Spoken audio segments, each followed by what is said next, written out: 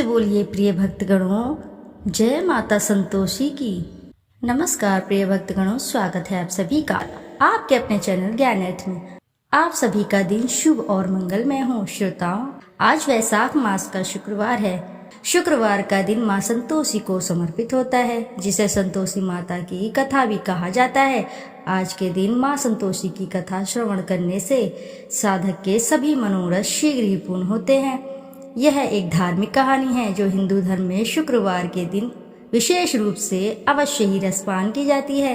यह कथा माँ संतोषी के प्रति भक्ति और उनके आशीर्वाद को प्राप्त करने के महत्व को दर्शाती है। इस कथा के श्रवण मात्र से साधक को माँ संतोषी की कृपा संपूर्ण रूप से प्राप्त होती है। तो आइए ध्यान लगाकर रसपान करेंगे माँ संतोषी की पुण्य फलदायी एवं चमत्कारिक व्रत कथा। एक बुढ़िया थी, उसके 7 बेटे थे। 6 कमाने वाले थे जबकि एक निकम्मा था। बुढ़िया 6 बेटों की रसोई बनाती, भोजन कराती, उनसे जो कुछ जूठन बचता वह 7वें को दे देती। एक दिन वह पत्नी से बोला, देखो मेरी माँ को मुझ पर कितना प्रेम है। वह बोली, क्यों नहीं, सबका जूठा जो तुमको खिलाती है। वह बोला, ऐसा नहीं हो सकता, मैं जब तक अपनी आंखों से ना देख लूं मान नहीं सकता। बहू हंसकर बोली, देख लोगे तब तो मानोगे। कुछ दिन बाद त्योहार आया। घर में 7 प्रकार के भोजन और चूरमे के लड्डू बने। यह सब जांच करने के लिए सिर दुखने का बहाना कर कर पतला वस्त्र सिर पर ओढ़े रसोई घर में सो गया। वह कपड़े में से सब देखता रहा। 6 भाई भोजन करने आए। उसने देखा माँ ने उनके लिए सुंदर आसन बिछाकर नाना प्रकार की रसोई परोसी और आग्रह करके उन्हें जमाया। वह देखता रहा। 6 भोजन करके उठे तब माँ ने उनकी जूठी थालियों में से लड्डुओं के टुकड़े उठाकर एक लड्डू बनाया।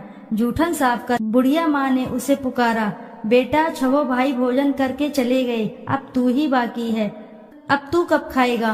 वह कहने लगा, माँ मुझे भोजन नहीं करना, मैं अब परदेश जा रहा हूँ। माँ ने कहा, कल जाता है सो आज ही चला जा। वह बोला, हाँ आज ही चला जा रहा हूँ। यह कहकर वह घर से निकल गया। 7वें बेटे को परदेश जाते समय पत्नी की याद आ गई। वह गौशाला में कंडे उपले थाप रही थी। वहां जाकर बोला, अब हम जावे परदेश, आवेंगे कुछ काल, तुम रहियो संतोष से धर्म अपनो पाल। वह बोली, जाओ पिया आनंद से, हमरो सोच हटाए, राम भरोसे हम रहे, ईश्वर तुम्हें सहाय। 2 निशानी आपन देख धरू में धीर, सुधी मती हमारी, बिसारियो रखियो मन गंभीर। वह बोला, मेरे पास तो कुछ नहीं, यह अंगूठी है सो ले ले और अपनी कुछ निशानी मुझे दे। वह बोली, मेरे पास क्या है, यह गोबर भरा हाथ। यह कहकर उसकी पीठ पर गोबर के हाथ की थाप मार दी। वह चल दिया। चलते चलते दूर देश पहुंचा। वहां एक साहूकार की दुकान थी। वहां जाकर कहने लगा, भाई मुझे नौकरी पर रख लो। साहूकार को जरूरत थी। बोला, रह जा। लड़के ने पूछा, तनख्वाह क्या दोगे। साहूकार ने कहा, काम देखकर दाम मिलेगा। साहूकार की नौकरी मिली। वह सुबह 7 बजे से 10 बजे तक नौकरी बजाने लगा। कुछ दिनों में दुकान का सारा लेन देन, हिसाब किताब, ग्राहकों को माल बेचना, सारा काम करने लगा। साहूकार के साथ 8 नौकर थे। वे सब चक्कर खाने लगे। यह तो बहुत होशियार बन गया। सेठ ने भी काम देखा और 3 महीने में ही उसे आधे मुनाफे का हिस्सेदार बना लिया। वह कुछ वर्ष में ही नाबी सेठ बन गया और मालिक सारा कारोबार उस पर छोड़कर चला गया।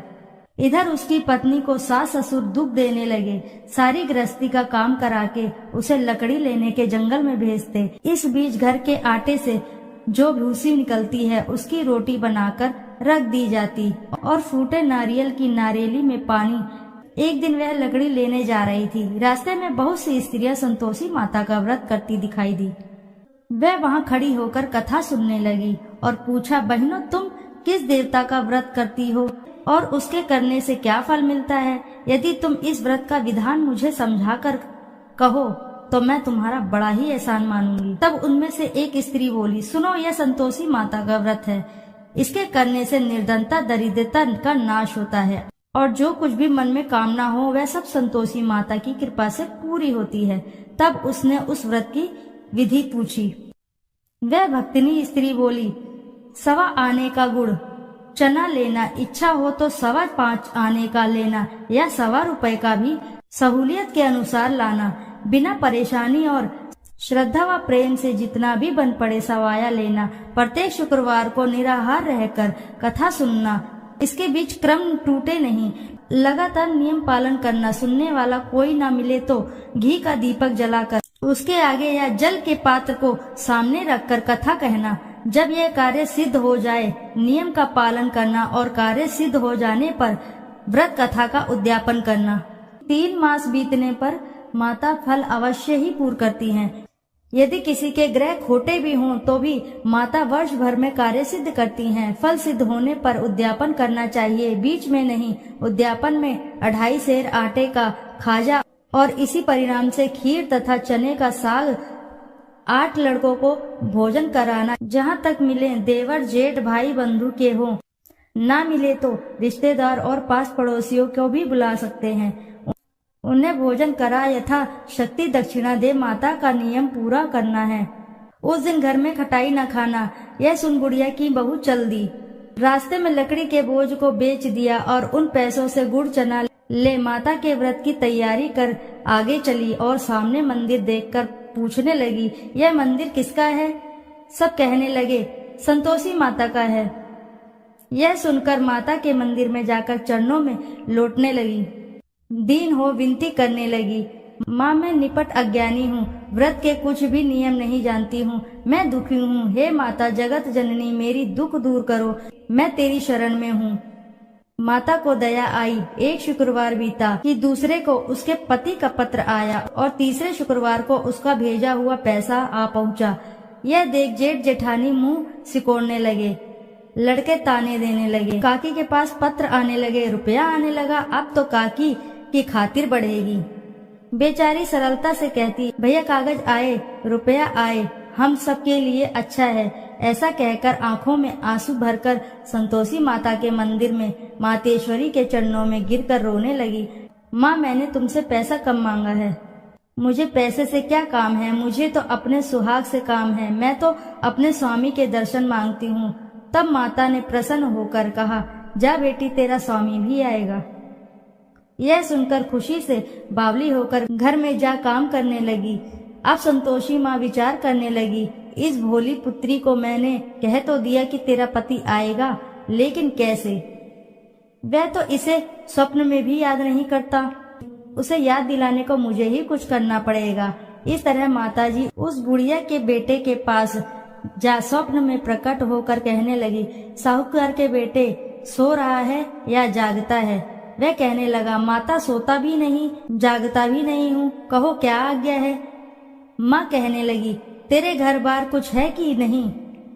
वह बोला, मेरे पास सब कुछ है, माँ बाप है, बहू है, क्या कमी है? माँ बोली, भोले पुत्र तेरी बहू घोर कष्ट उठा रही है, तेरे माँ बाप उसे परेशानी दे रहे हैं, वह तेरे लिए तरस रही है, तू उसकी सुध ले।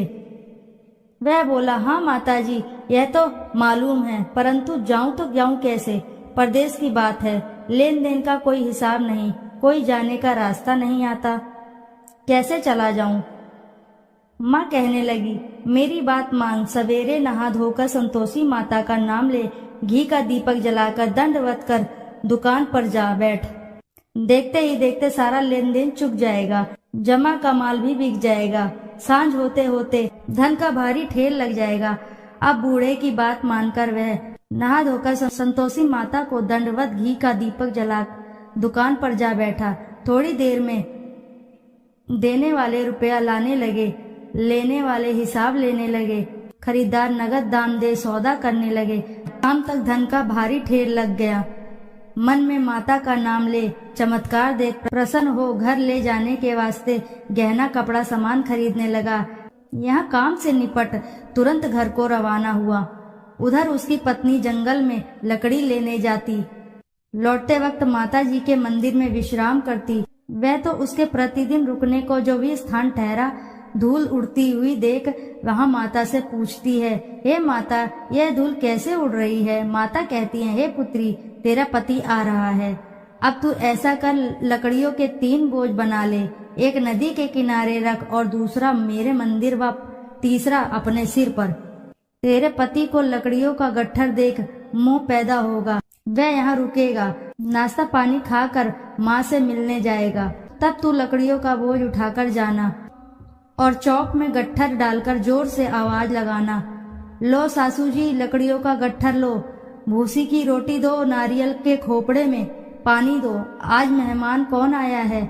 माता जी से बहुत अच्छा कहकर वह प्रसन्न मन से लकड़ियों के 3 गट्ठर बनाई, एक नदी के किनारे पर और एक माता जी के मंदिर पर रखा। इतने में मुसाफिर आ पहुंचा। सूखी लकड़ी देखकर उसकी इच्छा उत्पन्न हुई कि हम यहीं पर विश्राम करें और भोजन बनाकर खा पीकर गांव जाएं। इसी तरह रुक कर भोजन बना विश्राम करके गांव को गया। सबसे प्रेम से मिला। उसी समय सिर पर लकड़ी का गट्ठर लिए वह उतावली सी आती है।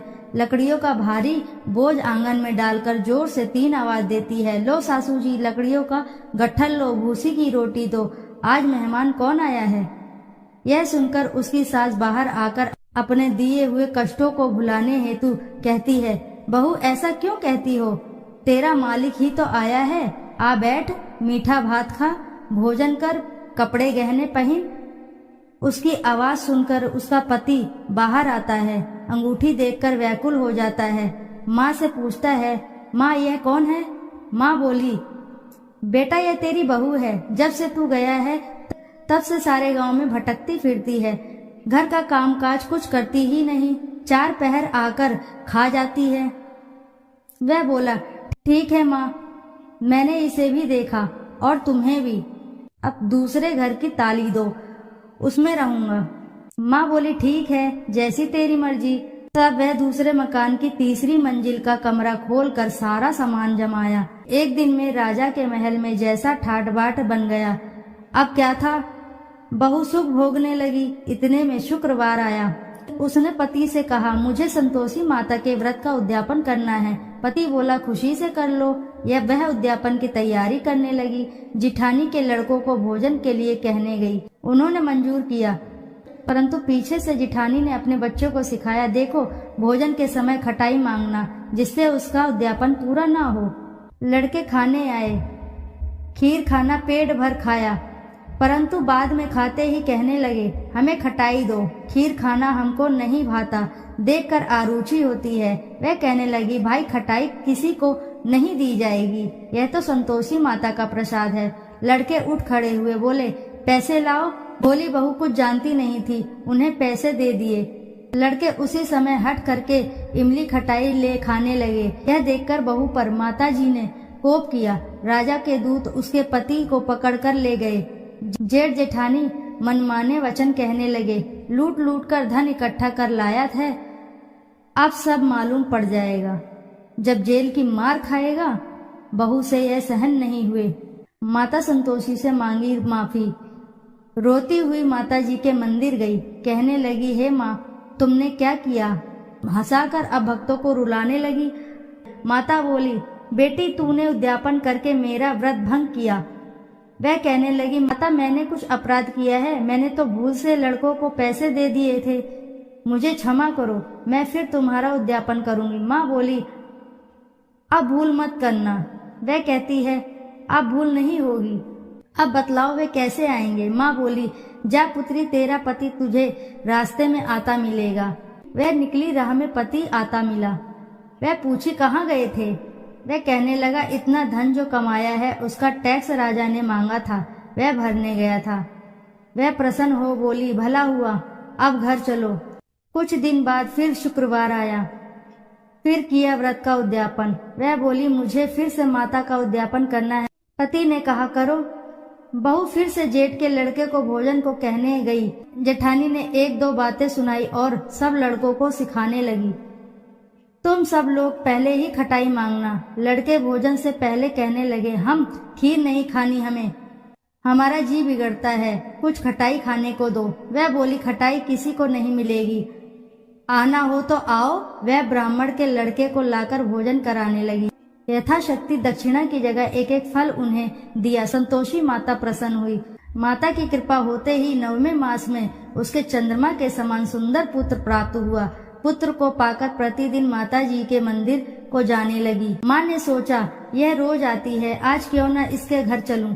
यह विचार कर माता ने भयानक रूप बनाया। गुड़ चने से सना मुख, ऊपर सूंड के समान होठ, उस पर मक्खियां भिन्न भिन्न कर रही थी। देहली पर पैर रखते ही उसकी सास चिल्लाई, देखो रे, कोई चुड़ैल डाकिन आ रही है, लड़को इसे भगाओ, नहीं तो किसी को खा जाएगी। लड़के भगाने लगे, चिल्लाकर खिड़की बंद करने लगे। बहू रोशनदान में से देख रही थी। प्रसन्नता से पगली बन चिल्लाने लगी, आज मेरी माताजी मेरे घर आई हैं, वह बच्चे को दूध पीने से हटाती है। इतने में सास का क्रोध फटा। वह बोली, क्या उतावली हुई है, बच्चे को पटक दिया। इतने में माँ के प्रताप से लड़के ही लड़के नजर आने लगे। वह बोली, माँ, मैं जिसका व्रत करती हूँ यह संतोषी माता है। सबने माताजी के चरण पकड़ लिए और विनती करने लगे, हे माता, हम मूर्ख अज्ञानी हैं, तुम्हारे व्रत का विधि विधान हम नहीं जानते। व्रत भंग कर हमने बड़ा अपराध किया है। जग माता, आप हमारा अपराध क्षमा करो। इस प्रकार माता प्रसन्न हुई। बहू को प्रसन्न होकर जैसा फल दिया वैसा माता सबको फल दे। जो पढ़े उनका मनोरथ पूर्ण हो, सभी की मनोकामनाएं पूर्ण हो, सभी के कार्य बनते चले जाएं। बोलो जय संतोषी माता की जय।